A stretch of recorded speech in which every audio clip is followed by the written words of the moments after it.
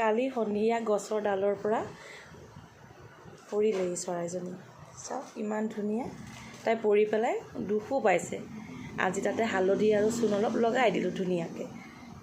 এনেকৈ মৰমতে মই গোসানী বুলি মাতোঁ। গোসানী আমাৰ আজি পুৱাই গোসানীক লৈ গ'লোঁ বাহিৰলৈ, ঠিক 4টামান বজাত। প্ৰায় 1.5 ঘণ্টা সময় অপেক্ষা কৰিলোঁ, কিন্তু নাহিল তাইক নিবলৈ, তাইৰ মাক। সেয়ে আকৌ লৈ আহিলোঁ ঘৰলৈ আনি আকৌ তাইক আম খাই দেই, আম একদম পিটিকি দিলে পুটুককৈ আম খাই তাই। কেনে লাগিছে মোৰ গোসানীজনী? পিছে ভাল হ'লে এৰি দিম ন গোসানী? এইফালে হামু দিছা নি? এইফালে অঁ হামু দিছে। অঁ মাইনা হামু দিছে। অঁ